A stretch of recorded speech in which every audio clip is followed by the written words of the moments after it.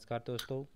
RRB NTPC exam 5 मार्च 2021 में आए हुए क्वेश्चनों का हल देखेंगे हम। पहला क्वेश्चन है, स्वराज मेरा जन्मसिद्ध अधिकार है का नारा किसने दिया था? वो बाल गंगाधर तिलक ने दिया था। 2019 में रक्षा मंत्रालय का प्रभार किसको सौंपा गया? राजनाथ सिंह को सौंपा गया था। भारत के सबसे कम उम्र के सांसद कौन है? चंद्राणी मुर्मू थे। 2020 में नौसेना के अध्यक्ष कौन थे? एडमिरल करमवीर सिंह थे, जो वर्तमान में हैं। मेघदूत पुस्तक किसने लिखी थी? कालिदास ने लिखी थी। आयुष्मान भारत योजना किससे संबंधित है? स्वास्थ्य बीमा से संबंधित है। वन्य जीव संरक्षण में कुल कितनी अनुसूची हैं? 6 अनुसूची हैं। मीनाक्षी मंदिर कहाँ स्थित है? तमिलनाडु के अंदर स्थित है। लाल बाल पाल किन राज्यों से संबंधित है? ये प्रश्न आएगा, किन राज्यों से संबंधित हैं? पंजाब, महाराष्ट्र, पश्चिम बंगाल। लाल का हो गया लाला लाजपत राय, बाल गंगाधर तिलक, विपिन चंद्र पाल और बाल गंगाधर तिलक, विपिन चंद्र पाल। 10वां क्वेश्चन जो है, मुंडकोपनिषद किस वेद से लिया गया है? अथर्ववेद से लिया गया है। उड़ीसा का कोणार्क मंदिर किसने बनवाया था? नरसिंह देव प्रथम ने बनवाया था। निम्न में से कौन सा सतहान बुद्ध से संबंधित नहीं है? सारनाथ बुद्ध से संबंधित है, बोधगया संबंधित है, कुशीनगर संबंधित है और ग्वालियर है वो जो बुद्ध से संबंधित नहीं है। तेलंगाना भारत का कौन सा राज्य बना है? 29वां राज्य बना है। भारत में स्वर्ण क्रांति की अवधि क्या है? भारत में स्वर्ण क्रांति की अवधि जो थी वो क्या थी? वो 1991 से लेकर के 2003 तक भारत में स्वर्ण क्रांति की अवधि थी। 2019 में बैंकों के विलय के बाद कौन सा बैंक तीसरा सबसे बड़ा बैंक बन गया? बैंक ऑफ बड़ौदा तीसरा सबसे बड़ा बैंक बन गया। उससे पहले एसबीआई और पीएनबी 2 बैंक थे। जीआई टैग सबसे पहले किसे मिला? दार्जिलिंग की चाय को जीआई टैग मिला था। आज़ादी से पहले भारत की सत्ता किस जगह से चलाई जाती थी? कोलकाता से चलाई जाती थी। मामल्लापुरम किस राज्य से संबंधित है? तमिलनाडु से संबंधित है।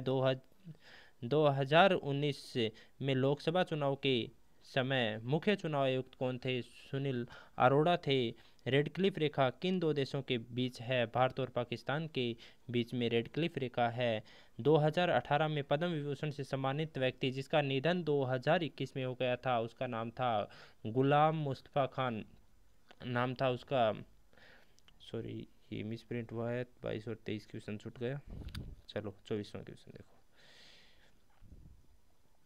चाइना मैन ट्रम्प शब्द किससे संबंधित है? भारतीय गेंदबाज कुलदीप यादव से संबंधित है। प्लासी का युद्ध अंग्रेजों और किसके मध्य हुआ था? अंग्रेजों और सिराजुद्दौला के मध्य हुआ था। भारत द्वारा स्थापित अनुसंधान केंद्र अंटार्कटिका में कौन सा है? भारतीय है। आज़ाद हिंद फौज का गठन का विचार किसके मन में सबसे पहले आया था?